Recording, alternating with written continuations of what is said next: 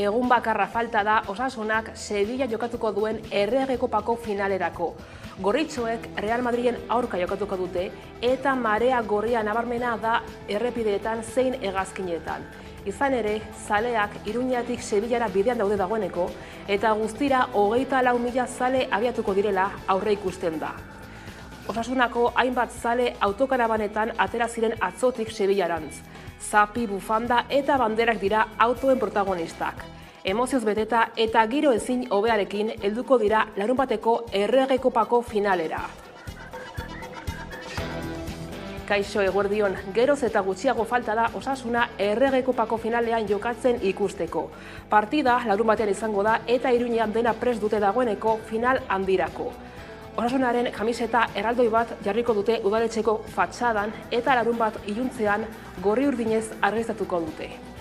Gorritxoek Sevilla jokatuko dute partida Real Madriden aurka gaueko 10:00. Andaluziara gerturatu ezin diren zaleek partida Iruñerritik ikusi ahalko dute. Izan ere, larunbatean 4 pantaila erraldoi eta 8 soinu dorre jarriko dituzte Gaztelu plazan. Gainera, partida baino lehen, DJ bat arituko da giroa alaitzen. Osasunak Errege Kopako finala irabazten badu, Iruñeko udalean harrera egingo diote igandean arratsaldeko 7 eta 4 Usansoloko udala osatzeko batzordea sortu zuten atzo Txapelena baserrian, Bizkaian. Juan Agustin Aizpur izango da batzordeko presidentea eta 14 lagunek osatu dute batzordea. Usansolo herria plataformako 8 kidek eta EAJko beste 3. Osaketa erabakitzeko Bizkaiko Foru Aldundiak 2009ko udal hauteskundeetan galdakaon izandako emaitzak eskatu dizkio Espainiako hauteskunde batzorde zentralari. Datu horiek ezinbestekoak izan dira ordezkaritza duten alderdi politikoei eskatzeko batzordeko ordezkariak izenda ditzatela, bakoitzari dagokion 100% errespetatuta. Hala eta guztiz ere, baliteke batzordearen osaera aldatzea maiatzaren 28ko hauteskundeen ostean. Hauteskunde batzorde zentralak erabaki du Usansolon ez dela hauteskundurik egingo. Herria ez delako toki erakundeen erregistroan agertzen eta ez duelako hautesle erroldarik. Galdakaon bozkatu beharko dute herritarrek. Esku bat izeneko bideoklipa estreinatu du Zorionekuak plataformak. Euskara nafar guztiona da adierazpen irmoa egiten du kantuak. Plataformak joan den urtarrilean aurkeztu zuen Nafarroan euskaraz bizitzearen aldeko manifestua. Atzo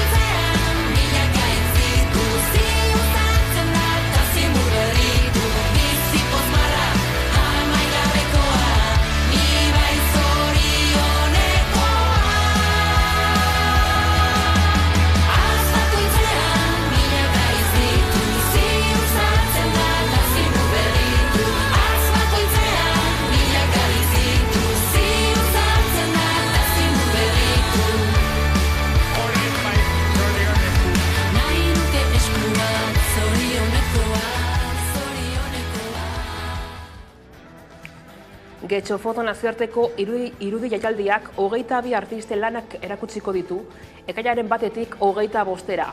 Etena European ospatuko da jaialdiaren 17. edizioa. Maria Pete Kuka komisarioak egin ditu zuzendari artistikoaren lanak eta guztira 24 erakusketa prestatu dituzte, horietako gehienak kalean. Jaialdia udalerriko hainbat txokotan banatuta egongo da. Honen helburua ziztu bizian doan mundu honetan geldialdi bat egiteko garaia islatzea da. Maider Jimenez, Miguel Leatxe eta Susana Blasco euskal artistak ere egongo dira. Eguneko titularrak aipatuta, heldu diezaiogun eguneko gai nagusiari. Osasuna Errege Kopako finalean arituko da larunbatean Sevillan, Real Madriden aurka. Guztira 24.000 zale abiatuko dira Iruñatik haien taldea animatzeko.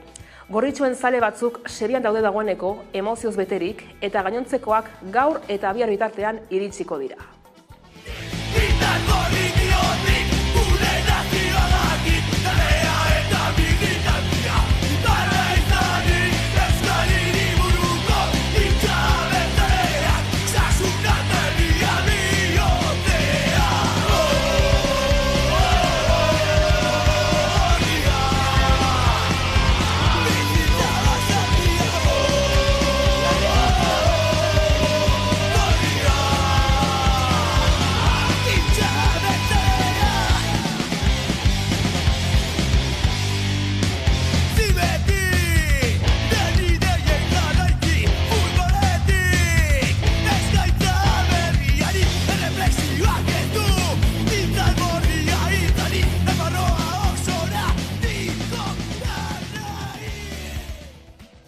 Bizkaira egingo dugu saltura, izan ere, Usansoloko udala osatzeko batzordea sortu zuten atzo txapelena baserrian Bizkaian. Juan Agustin Aizpuru izango da batzordeko presidentea eta 11 lagunek osatu dute batzordea. Usansolo herria plataformako 8 kidek eta EAJko beste 3. Osaketa erabakitzeko Bizkaiko Foru Aldundiak 2019ko udal hauteskundeetan galdakaon izandako emaitzak eskatu dizkio Espainiako hauteskunde batzorde zentralari.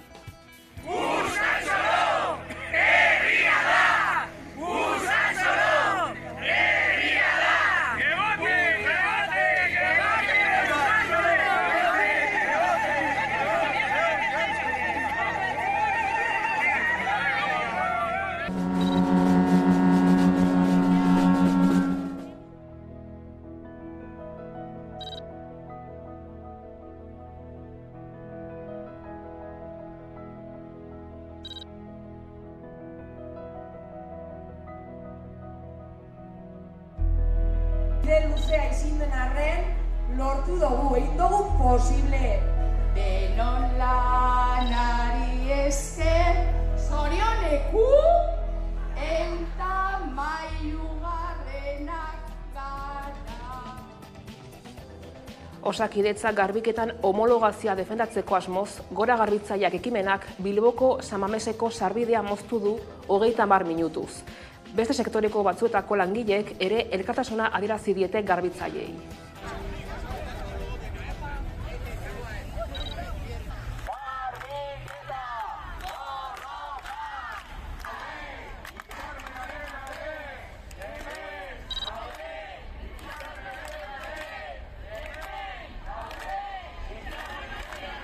Osakidetzak, enpresek eta alde sozialak onartuko homologazioa oinarri hartuta negoziazioa ez erraza izango zelakoan geunden.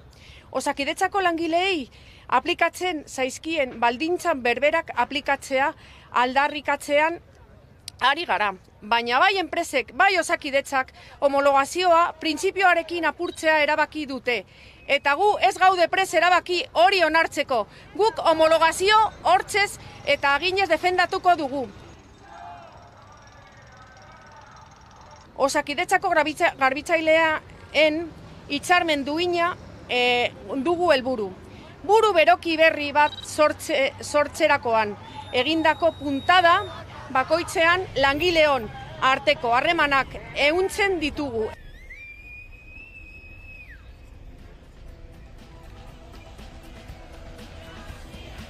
Bestetik, ELA, Comisiones Obreras, LAB eta ESK sindikatuek bi greba egun deitu dituzte Bizkaiko esku hartze sozialaren sektorean maiatzaren 24an eta 25an. Urte eta erdi baino gehiago hitzarmena berritu gabe egon ondoren, langileek aurrera pausu bat ematea erabaki dute, osasuna arriskuan jartzen duten eta lan baldintzak probatzen dituzten neurrien aurka borrokatzeko.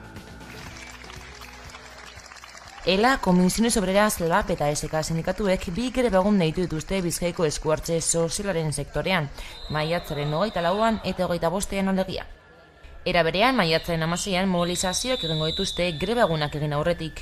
Urte eta erdi baino gehiago daramate hitzarmena berritu barik, hala langileek aurrera pauso bat emate erabaki dute. Osasuna arriskuan jartzen duten eta lan baldintzak probatzen dituzten neurrien aurka borrokatzeko. Egoera horrela, zaintzaretua, laneko segurtasuna eta lan baldintzak pobretzen aurkako neurriak adosteko beharra ohartarazi dute. Eta espresuki eskaera horiek Bizkaiko Foru Aldundiari, Bilboko Udalari eta Eusko Jaurlaritzari luzatu dizkiete. Hondakinen testuinguruan Zubietako erraustegiak 20 egun baino gehiago daramatza hondakinik erre eta elektrizitaterik sortu gabe. Hondakinen egunean ikusi daiteke Zubietako erraustegiak ez duela ez elektrizitaterik, ez emisiorik sortzen.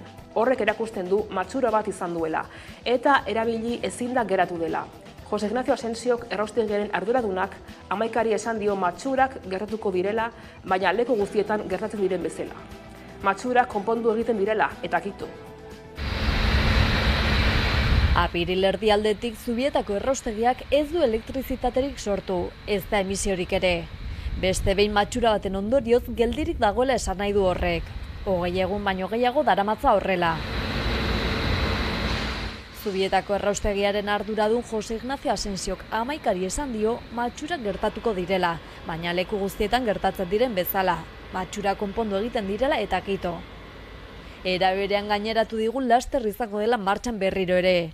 Uste zuen maiatzaren 4an ostegunen hasiko zirela berriro energia sortzen, baina momentuz ez dago hori frogatzen duen daturik.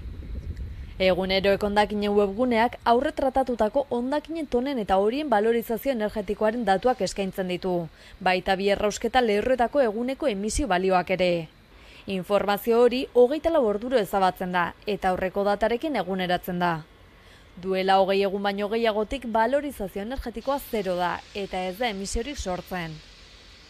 Ostiral honetan osteguneko datuak argitaratu dituzte. Bertan ikus dezakegu 320,20 tona hondakin pretratatu zirela ostegunean, baina elektrizitaterik eta emisiorik sortu gabe.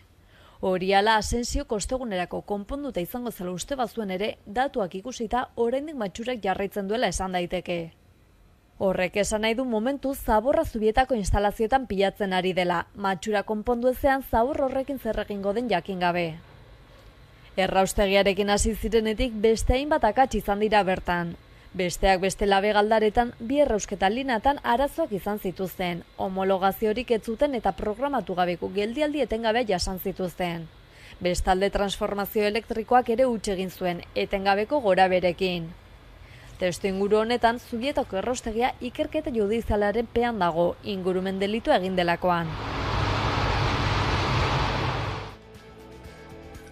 Energiari helduz, eguzki parke bat eraikitzeko baimena eskatu du IENER energia berriztagarrien ekoizleak Senperen Lapurdin.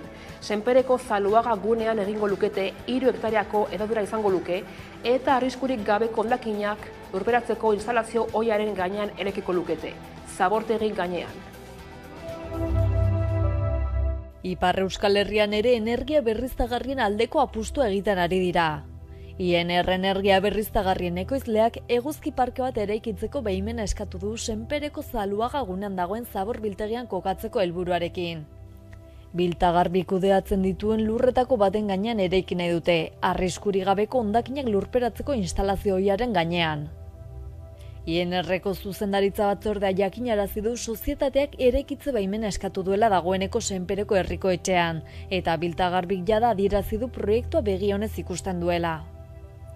3 hektare hartuko dituen proiektu herrikoia litzateke, eta urtero 2,3 gigabat ekoiztera iritsiko lirateke.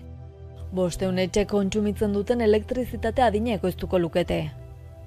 Proiektu horrekin IENERren ekoizpen ahalmena 5 aldiz biderkatuko da. Senperen joango den eguzki parke hori 2024 amaieran eraikitzen hastea espero dute. Dena denez aurrera eraman duten proiektu bakarra, urtean zehar IENERrek beste 4 eguzki parke eraikitzeko baimenak eskatuko ditu Baiona, Urruña, Maule eta Besaskanako zabor biltegietan kokatu nahi dituztenak. IENER herritarren energia ekoizten duen sozietatea da, eta enpresa herritarraren egitura fotovoltaiko guztiak erakundeetako espazioetan ezartzen ditu. Aipagarria da bestalde lur degradatuetan soilik garatzen dituela lurreko zentral fotovoltaikoak, hau da beste erabilerarik izan ezin duten lurretan, hala nola zabortegietan. Erabaki horrekin IENERrek ziurtatu bere proiektuak ez direla eremu naturaletan edo laborantza lurretan gauzatuko, lurre espekulazioa aktibatu gabe eta beste erabilera batzuekin hala nola etxebizitzarekin lehian sartu gabe.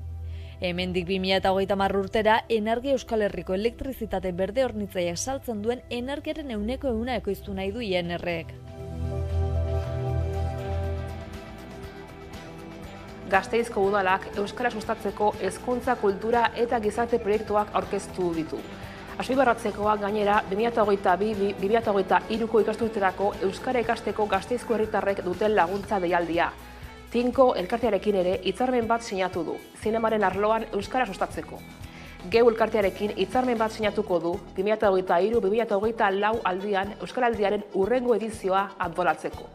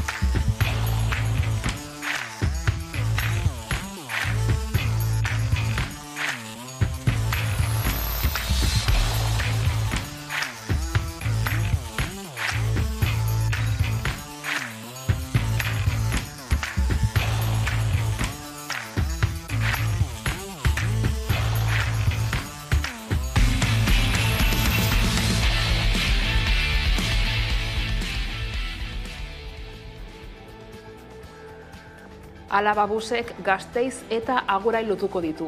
Orain arte, Nafarroako gobernuak eskaini duen zerbitzua izan da, baina 2021ean sinatu zuten hitzarmena Arabako Aldundiak eta Nafarroako gobernuak eta maiatzaren 4ean Agurain Alaba buseko 5. linean sartu da.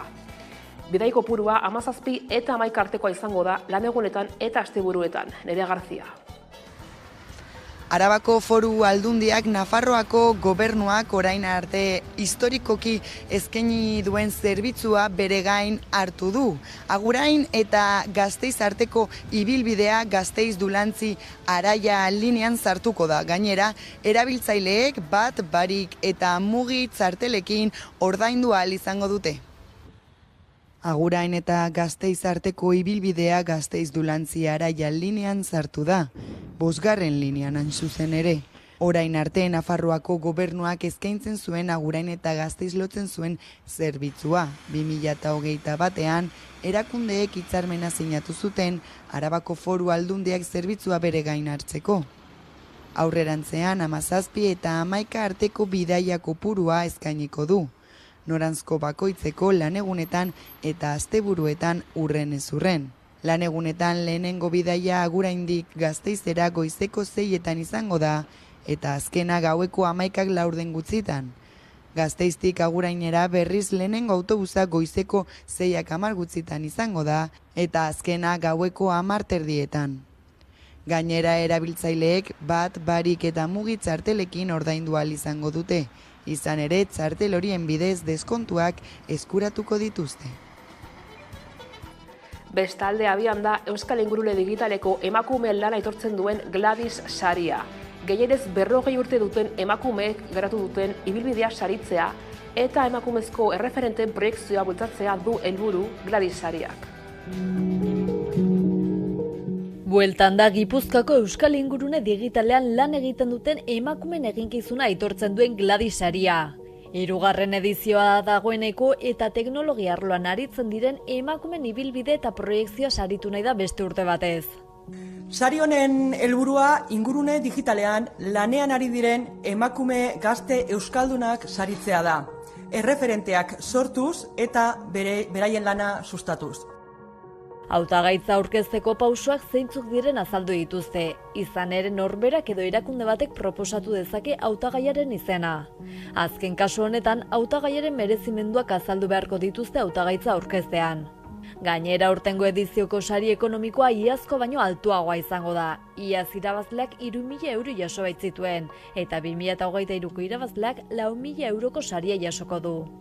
Horrez gain irabazlari bere jarduna azaltzen duen bideo laburra grabatuko zaio, antolatzaile gazten artean zabaltzeko. Eta hauekin adostutako eskoletan eta kaixomundua.eus lehiaketaren sari banaketan hitzaldi motibatzaileak emango ditu. Gladys sariak eremu digitalean egin dezaken ekarpena oso handia dela iritzi diote antolatzaileek. Emakume informatikariek egiten duten lana ezagutzeko aukera ematen duelako eta berritzaileek eta puntakoak diren lanak erakusten direlako. Emakumeek zientzia eta teknologiari lotutako lan eta jakintza esparruetan duten presentziari buelta eman nahi diote, berdintasunean aurrera egiteko. Gladys sariaren 3. edizioko irabazle izendatzerako orduan, hainbat irizpide hartuko ditu aintzat epaimahaiak. Gehienez 40 urte beteko duten emakumei zuzenduta dago, eta hautagaien egoera pertsonalak bere ibilbide profesionalean izandako eragina izango da kontutan. Gladys sarian izena emateko epea ekainaren 20 arte egongo da zabalik, gladysaria.eus webgunean. Eta Gasteizen LGTBI fobiaren aurkako hilabetea ospatuko da. Hori dela eta maiatza osoan zehar aniztasunaren aldeko hainbat ekitaldi egingo dira. Konferentziak, tailerrak, kontzertuak, ikastaroak eta zineforumak antolatu dituzte hirian zehar. Nerea. Maiatzaren 17an LGTBI kolektiboaren aurkako indarkeriaren kontrako nazioarteko eguna izango da. Hori dela eta Gasteizko udalak hainbat ekintza eta ekimen antolatu ditu maiatzean. Besteak beste kontzertuak eta lantegiak izango dira protagonista.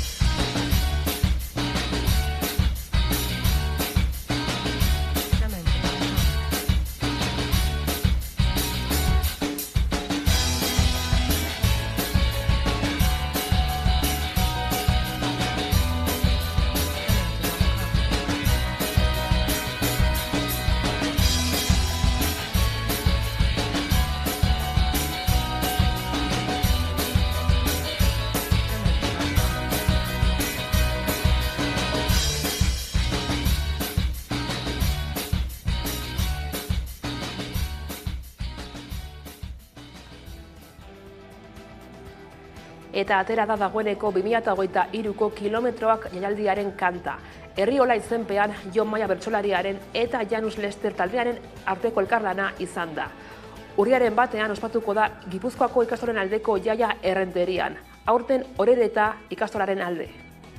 Beragora nola nora Herriola kilometroz kilometro itxasora herriola Euskara marean gora herriola kilometroz kilometro itxasora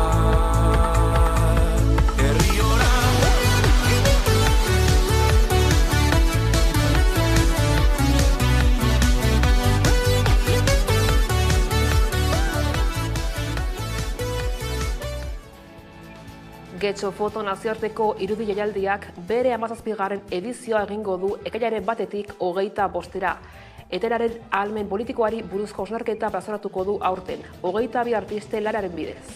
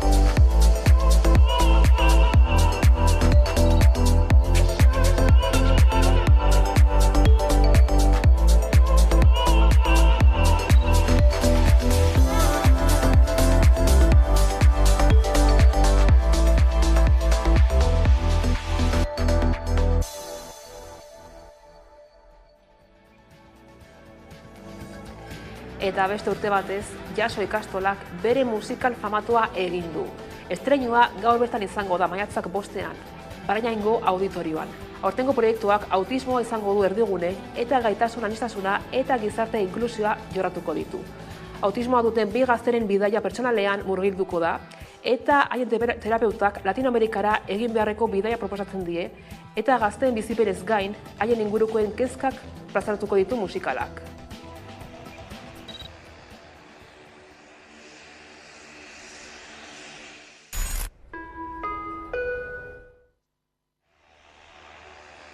Ama 5 minutu barru, egazkina, aiama... Gezurra, 14 minutu eta 45 segundutan. 44, 43, 42... Zenta galdia... Te 4.000 galdian, goaz! Egan zebedura, jairean ta zebedura, eta egazkina zebedura, airean zebedura, airean bedura, airean krisia, isia, krisia, isia, krisia, Egia esan urten poderioz gure ikasle, irakasle zein familiei esker jaso musikala bihurtu da ikastolako hezkuntza proiektuaren adierazlerik onenean. Etxean eta etxekoengatik ekoiztutako artea, auzolanean eraikitako ametsa, metodologia pedagogiko berritzaileen aplikazioaren emaitzik ikusgarriena, ikasleen autonomia eta ahalduntzea lortzeko edabe magikoa, eta azkenik, gure gaztetxoen euskararen erabileren eta hizkuntzaren kalitatean eragiteko formula arrakastatsua.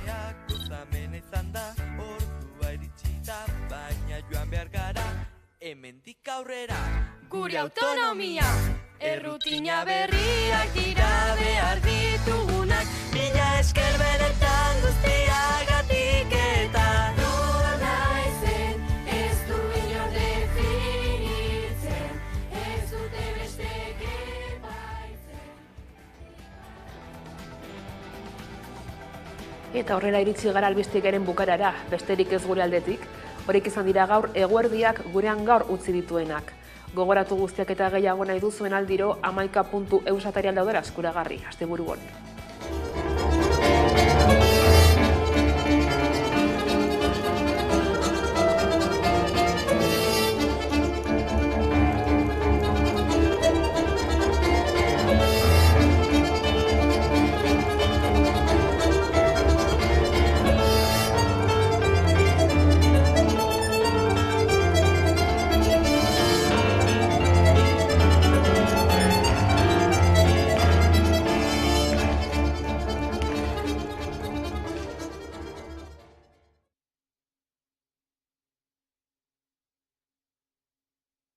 Thank you.